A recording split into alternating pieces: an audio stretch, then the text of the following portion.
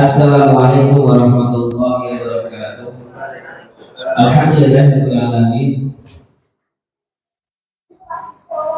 Segala puji dan syukur dimana pada malam hari ini kita untuk berkumpul bersua dalam kajian rutin malam Kamis yang ambil pada malam hari ini dan Taufan yang menyampaikan materi pada malam hari ini.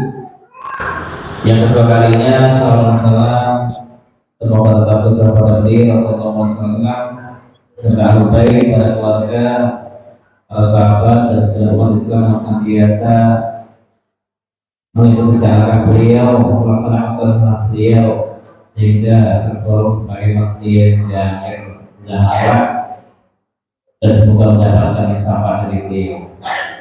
Hadirin Allah, sudah 10 menit baru ini kita tanamkan kembali untuk mengawali kajian tepat jam 8 agar nanti selesainya tidak terlalu malam. Mari kajian pada malam hari ini kita buka dengan membaca basmalah bersama. Bismillahirrahmanirrahim. Semoga dengan bacaan basmalah tadi dan nanti dari Allah Subhanahu wa taala dan nasihat yang disampaikan dari Ustaz Taufan dapat diambil ilmunya. Demikian aku dapat kami serahkan kepada Dewi.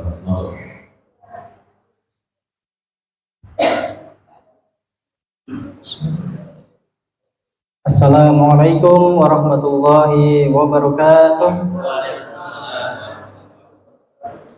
Alhamdulillahirabbil alamin. Alhamdulillahilladzi arsala rasulahu bil huda wa dinil haq liyudhhirahu ala dini kullih wa kafa billahi syahida. Asyhadu an la ilaha illallah wa asyhadu anna Muhammadan abduhu wa rasuluh la nabiyya wa rasula ba'da. Qala Allah ta'ala fil Qur'anil Karim, a'udzu billahi minasyaitonir rajim. Bismillahirrahmanirrahim. Wa ma khalaqtul jinna wal insa illa liya'budun. Shadaqallahul azim.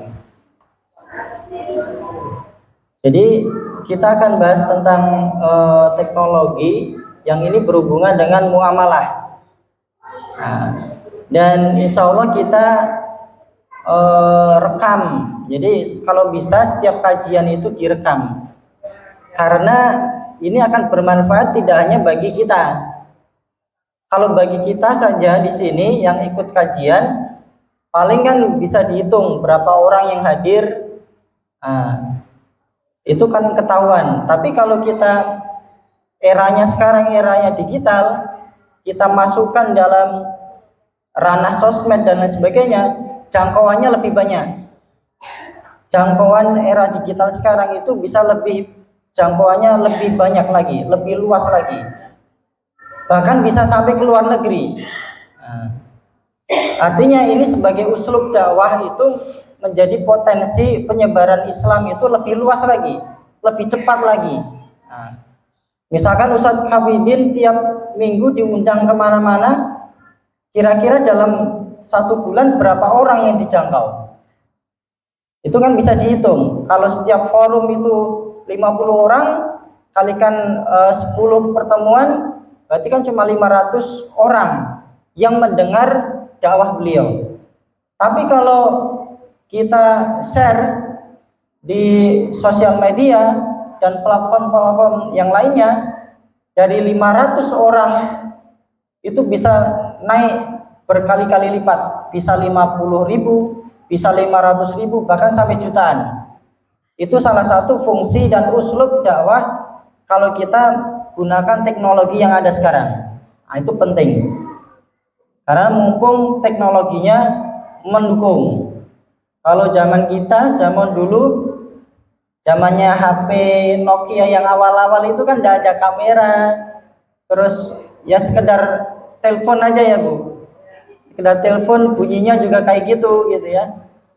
Itu untuk merekam sebuah peristiwa itu harus punya handycam. Kalau tidak kamera yang biasa dipakai TV, dan itu harganya waktu itu mahal-mahal. Kalau sekarang kita cukup pakai HP saja bisa ngerekam apapun itu. Nah, ini kemajuan teknologi harus kita manfaatkan untuk kemajuan dakwah Islam terutama. Dan kembali terkait teknologi dan terkait muamalah, kita akan bahas tentang fintech, financial technology. Fintech ini memiliki banyak jenis. Ada namanya startup pembayaran, ada peminjaman, termasuk juga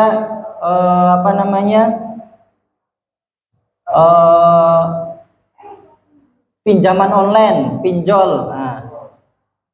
Kemudian perencanaan keuangan, personal finance, investasi retail, pembiayaan, remitansi, riset keuangan dan lain sebagainya. Ini banyak jenisnya, ya. Dan yang akan kita bahas di sini adalah terkait aplikasi fintech itu pada startup pembayaran atau dompet digital. Dompet digital itu banyak jenisnya. Ada GoPay, kemudian dompet digital itu sendiri dompet, terus dan lain sebagainya, banyak, ya. Itu pembahasan kita terkait aplikasi pembayaran. Dan masalahnya yang akan kita telusuri di sini yaitu kalau kita membayar pakai aplikasi, entah GoPay, entah ShopeePay dan lain sebagainya, kemudian dia ada potongan diskon. Kalau kasusnya di sini pembayaran menggunakan GoPay, kemudian untuk membayar Gojek, ada Gojek, ada GoPay. Kita pesan Gojek membayar dengan GoPay, tapi GoPay itu memberikan potongan harga karena membayar dengan aplikasi GoPay. Kalau membayar dengan aplikasi selain GoPay, dia tidak dapat potongan diskon. Tapi karena ada aplikasi GoPay yang dibayarkan untuk Gojek, maka pihak GoPay memberikan diskon. Jadi transaksi pembayaran GoPay menjadi objek pembahasan ini. Ya, fokusnya adalah apabila Gojek memberikan diskon kepada pengguna ketika menggunakan aplikasi GoPay. Jadi ada diskon ketika menggunakan aplikasi yang sama-sama dari Gojek. Gojek sama GoPay itu kan satu perusahaan yang sama. Kira-kira itu boleh atau tidak gitu. Jadi kita membayar transaksi lewat GoPay untuk membayar Gojek tapi mendapatkan diskon gitu. Jadi transaksinya dilakukan oleh pihak pengguna dengan pihak Gojek menggunakan aplikasi GoPay. Gojek dan GoPay itu satu perusahaan. Ini contohnya yang kita bahas di sini, satu perusahaan namanya GoPay dan Gojek. Kita yang punya rekening GoPay, ya, itu kan istilahnya apa? Top up, deposit. Kita semacam nabung, ngisi pulsa dulu di GoPay itu kan, deposit, ya. Jadi kita mengisi uang dulu ke aplikasi GoPay, ya. Jadi kemudian ketika kita mau pesan Gojek, jadi ibaratnya GoPay kita sudah isi, kemudian kita mau pesan Gojek, kemudian ketika kita pesan dan kita bayar dengan GoPay, kemudian pihak Gojek itu memberikan diskon, dikasih diskon karena menggunakan aplikasi GoPay. Tapi kalau menggunakan aplikasi selain GoPay, maka tidak dikasih diskon. Ini sama seperti Shopee. Shopee itu ada kalanya ketika kita belanja di Shopee, ya, kemudian kita bayar dengan rekening lain, maka kita tidak dapat diskon. Tapi kalau kita membayar dengan cara ShopeePay, itu ada diskonnya. Nah, sementara Shopee sama Shopee itu satu perusahaan. Nah, ini sama, kurang lebih seperti itu. Kemudian pihak di sini kembali ke Gojek tadi, pihak Gojek itu tidak memberikan diskon jika pembayaran dilakukan secara tunai. Nah, kalau bayarnya tunai tidak dikasih diskon. Kalau bayarnya selain dari GoPay tidak dikasih diskon. Intinya bayarnya harus dengan aplikasi yang satu perusahaan dengan Gojek. Nah, itu. Jadi satu perusahaan yang sama. Permasalahannya, transaksi pembayaran jasa Gojek dengan menggunakan pembayaran GoPay itu tadi, yang kemudian mendapatkan diskon, itu hukumnya halal atau haram? Itu. Kita membayar dengan GoPay, kemudian dapat diskon. Kira-kira halal atau haram? Ternyata ada dua pendapat. Nah, pendapat yang pertama itu halal, pendapat kedua haram. Nah, makanya kan kita harus bahas ini supaya ngerti mana yang dimaksud halal, mana yang dimaksud haramnya. Itu. Jadi ada dua pendapat. Nah, makanya sampai sekarang masih berjalan itu. Lalu mengapa ada perbedaan pendapat? Ini menjadi penting. Kenapa kok menjadi ada perbedaan pendapat? Ternyata ketika kita telusuri, ada perbedaan pendapat itu karena memahami fakta yang berbeda. Jadi kalau fikih muamalah itu biasanya ditelusuri dulu faktanya kayak apa, fakta di lapangannya kayak apa. Dan ternyata dua pendapat ini memiliki pandangan yang berbeda dari fakta yang dilihatnya. Yang pendapat pertama dianggap sebagai GoPay tadi, GoPay yang kita depositkan top up tadi itu sebagai transaksi titipan. Nah, itu pendapat yang pertama, atau wadiah. Jadi kalau kita top up dompet digital itu sebagai dianggap titipan atau wadiah. Seperti halnya kita kalau ke bank, nah, itu sebagian mengatakan itu wadiah atau titipan. Itu pendapat yang pertama. Ya. Jadi top up itu dianggap sebagai titipan. Tapi pendapat yang kedua, deposit top up itu sebagai transaksi utang piutang. Nah, kita nabung di bank itu utang atau nitip, Bu? Yakin? Kalau nitip uangnya dipakai bank atau tetap dipakai? Berarti utang atau nitip? Nah, ini pendapat yang kedua. Jadi pendapat kedua mengatakan bahwa deposit apapun di bank ataupun di dompet digital termasuk GoPay tadi itu termasuk transaksi utang piutang. Nah, itu yang kedua. Jadi yang pertama tadi mengatakan transaksi titipan, transaksi deposit itu sebagai titipan. Yang kedua deposit tadi sebagai utang piutang. Nah, ini kan makanya muncul perbedaan pendapat. Nah, kita mulai dari pendapat yang membolehkan dulu. Pendapat yang membolehkan transaksi tadi ada diskon tadi, termasuk kalau kita punya rekening bank ya, kemudian kita transaksi kemudian ada diskon, itu termasuk juga. Pendapat yang membolehkan transaksi tersebut dibolehkan karena deposit pada aplikasi GoPay dianggap sebagai transaksi wadiah atau titipan, nitip uang. Kemudian transaksi itu dibolehkan karena deposit itu dianggap sebagai ujroh yang dibayarkan di depan. Oleh karenanya adanya diskon tidak dianggap sebagai riba. Itu pendapat yang membolehkan. Nah, pihak yang membolehkan transaksi kemudian ada diskon tadi karena menganggap uang yang kita store di bank ataupun di dompet digital itu sebagai titipan. Nah, kalau titipan kalau kita pakai ya tidak menjadi riba, intinya itu. Nah, itu pendapat yang membolehkan.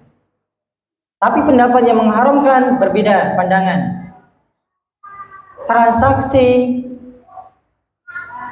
top up atau deposit ke bank ataupun ke aplikasi dompet digital itu dianggap sebagai transaksi utang piutang. Ini pendapat yang mengharamkan. Jadi kita ngasih uang ke bank atau ke GoPay tadi itu sebagai utang piutang atau qard. Nah, istilahnya qard. Jadi konsekuensinya ini berbeda. Kalau itu dianggap sebagai utang piutang, maka kalau muncul manfaat, ada manfaat yang lahir dari utang piutang tadi, seperti diskon, maka dikategorikan sebagai bentuk riba. Ini bedanya di sini. Karena utang piutang muncul manfaat, diskon itu kan salah satu manfaat. Kalau kita menggunakan aplikasi itu, maka ini dianggap sebagai bentuk riba. Jika tidak ada diskon, maka transaksi itu dikatakan boleh, halal. Tapi kalau ada diskon atau manfaat lain dengan menggunakan aplikasi itu, maka manfaat yang lahir dari transaksi itu dianggap sebagai riba. Nah, ini bedanya di sini. Yang satu membolehkan tadi sebagai titipan saja. Kalau titipan ya tidak ada riba di situ. Tapi kalau pendapat yang kedua dianggap sebagai transaksi utang piutang, maka apapun manfaat yang timbul maka dianggap sebagai riba. Nah, ini kuncinya di sini. Nah, lalu kira-kira aslinya kita nabung ke bank, kita deposit ke dompet digital, itu sebenarnya titipan atau utang piutang. Nah, itu harus kita jawab di sini. Karena konsekuensinya beda. Kalau dianggap titipan, ya tidak ada riba. Tapi kalau dianggap utang piutang, maka muncul riba. Nah, apakah deposit tadi sebagai wadiah atau titipan atau bukan? Nah, ini wadiah menurut istilah. Jadi ternyata wadiah, kita harus tahu dulu wadiah itu apa atau titipan itu apa. Wadiah menurut istilah syariah adalah harta yang diserahkan kepada seseorang yang akan menjaganya tanpa imbalan. Ini definisi dari wadiah.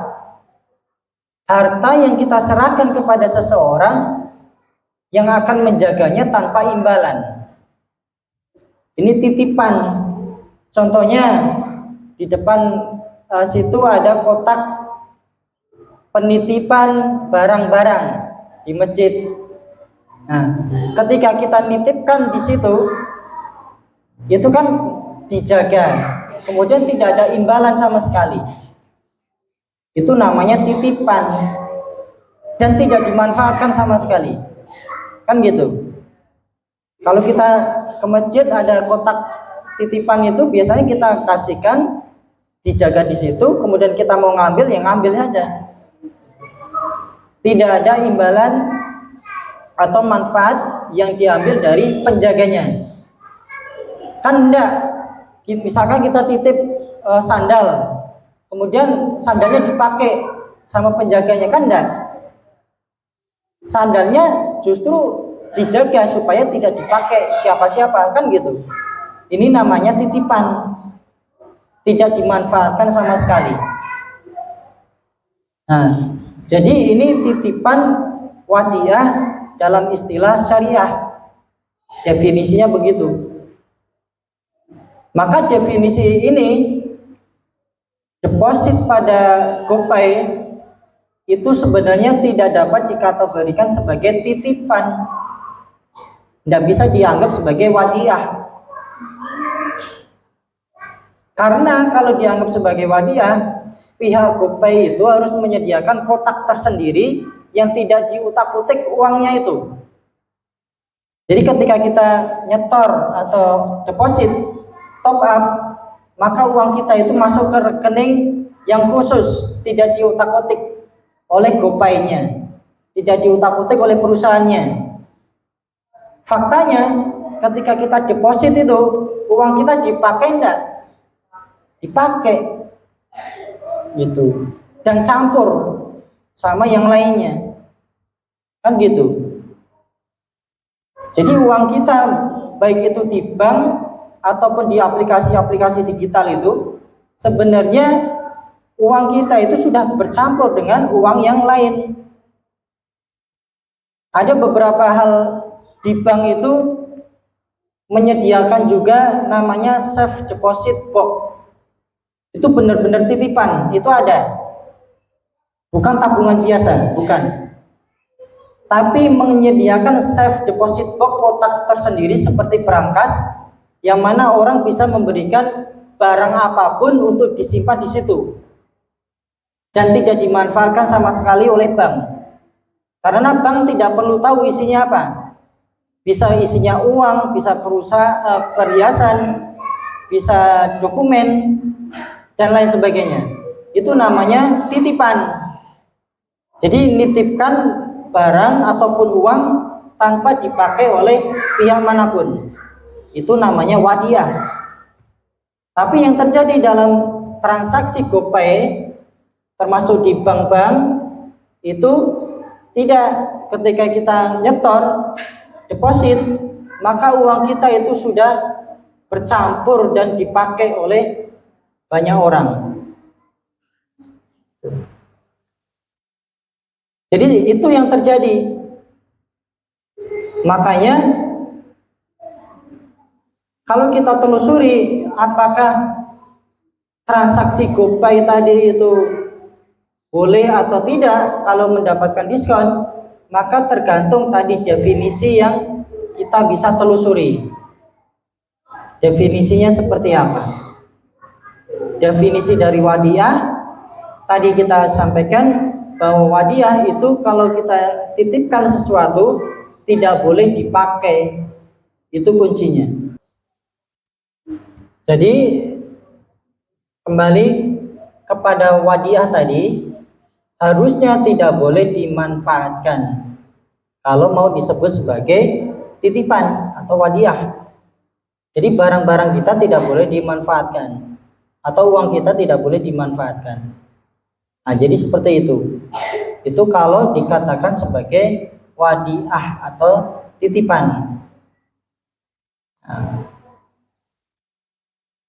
lalu bagaimana kalau disebut sebagai utang piutang? Nah, atau disebut qard.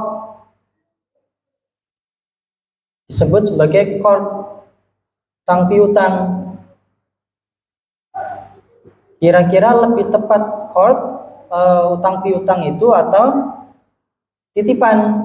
Nah, maka harus kita pahami dulu definisi dari qard atau utang piutang. Sementara kalau kita telusuri pengertian dari qard atau pinjaman, pinjaman atau qard adalah apa-apa yang kamu berikan berupa harta misliat, harta yang semisal untuk dikembalikan kepadamu, harta yang semisalnya pada masa yang akan datang. Ini qard.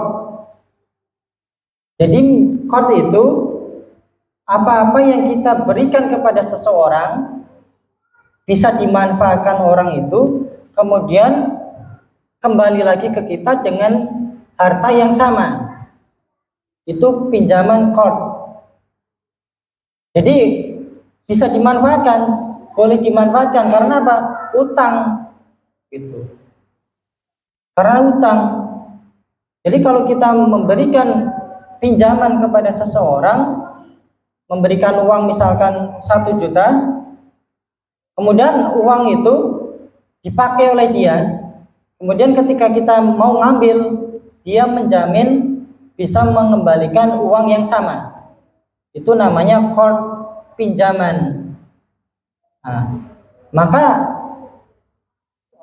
yang terjadi pada bank dan juga termasuk aplikasi dompet digital, itu sebenarnya yang terjadi adalah qard atau pinjaman, ya, pinjaman. Karena apa?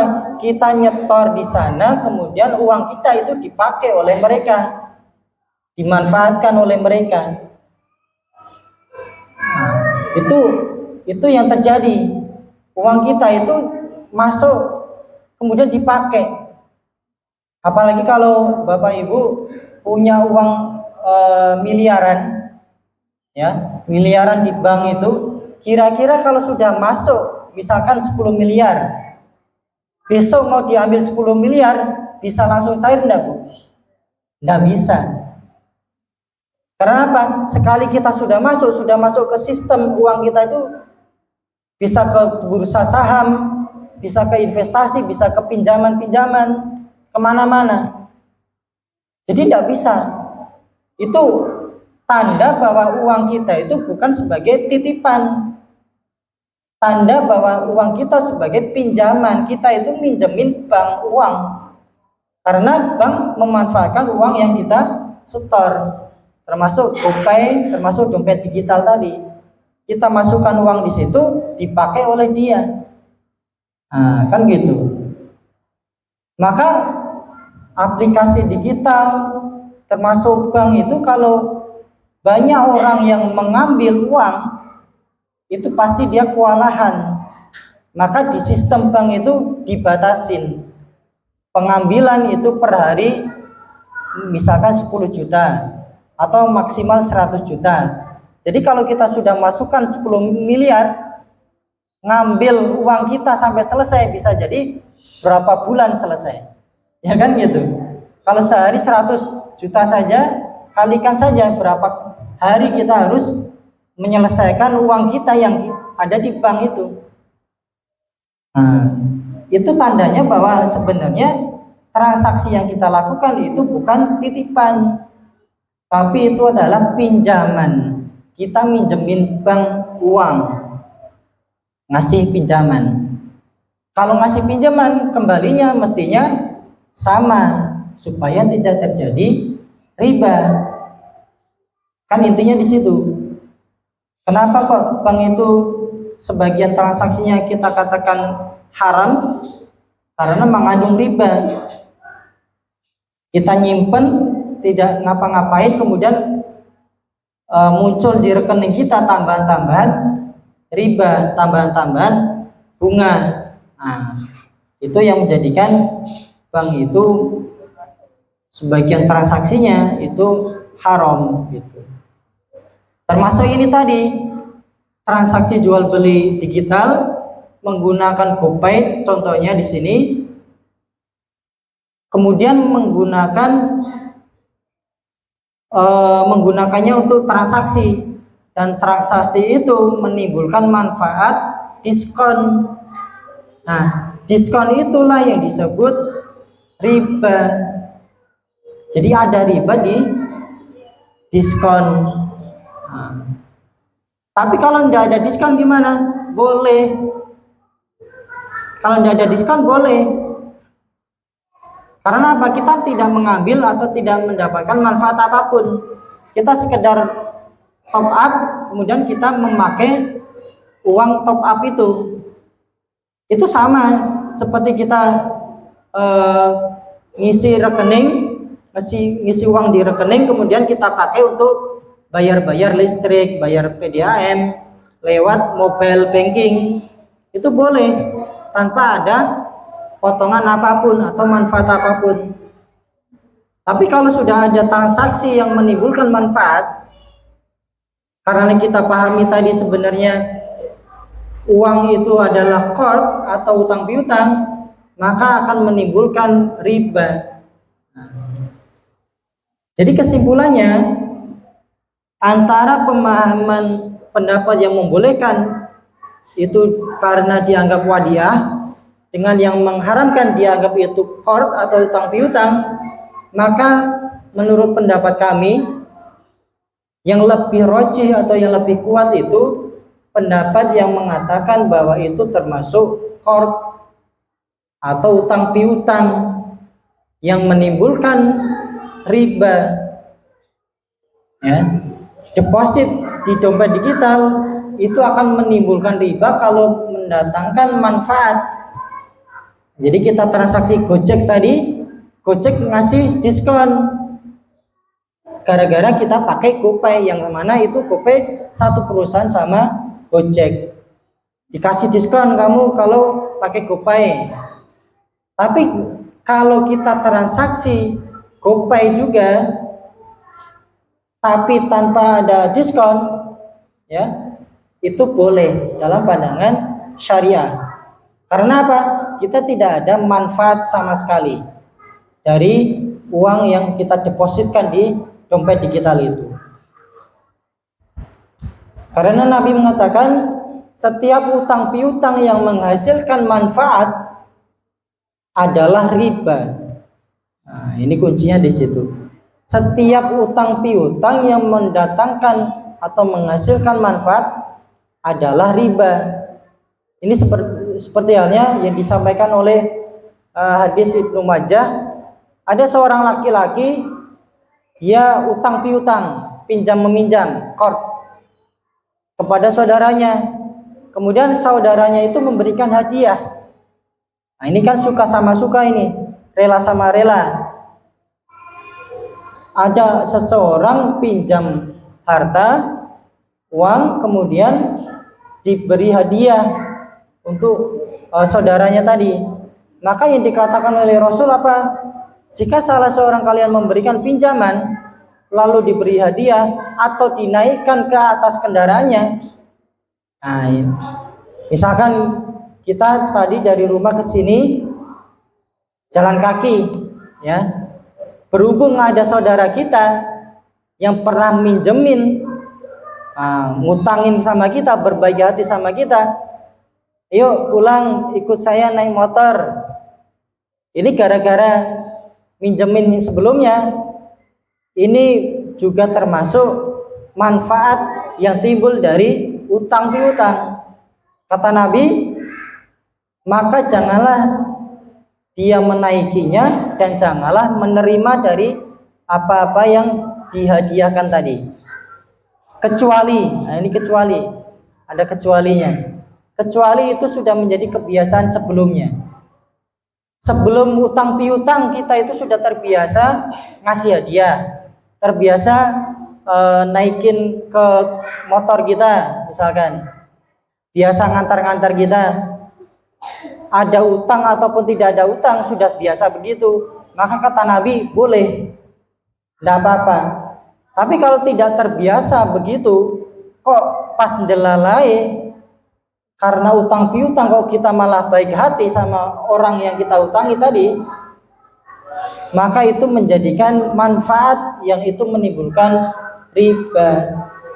Nah, jadi kesimpulannya, transaksi menurut kita, menurut kami, menggunakan GoPay yang mana itu menimbulkan diskon dari Gojek, diskon itu menjadi haram karena itu menjadikan sifatnya sifat timbul riba, manfaat yang itu karena deposit kita termasuk ke dalam utang piutang. Tapi kalau tidak ada diskonnya gimana? Boleh. Kalau tidak ada diskonnya boleh. Tapi kan kita pengennya ada diskon, kan gitu. Pengennya ada diskon, nah, makanya diiming-imingnya di situ memang. Diiming-imingi pakai diskon, nah, supaya pakai aplikasi dia, kan gitu. Sementara dalam pandangan muamalah Islam itu tidak boleh karena mengandung riba. Ini mungkin sepele bagi kita, karena ini kan sistem ekonomi yang tidak menerapkan prinsip Islam ya dari awalnya. Ada deposit, bank digital, dompet digital itu. Maka ini kehati-hatian bagi kita, karena itu banyak di luar sana dan eranya sekarang era digital. Maka kalau kita paham ini, maka insya Allah semoga kita lebih berhati-hati dalam bertransaksi muamalah. Jadi kurang lebih demikian, semoga bisa dipahami. Mohon maaf kalau ada kesalahan, kurang lebihnya mohon maaf. Kita cukupkan dengan doa kafaratul majlis. Subhanakallahumma wa bihamdika asyhadu an la ilaha illa anta astaghfiruka wa atubu ilaik. Terima kasih. Wassalamualaikum warahmatullahi wabarakatuh.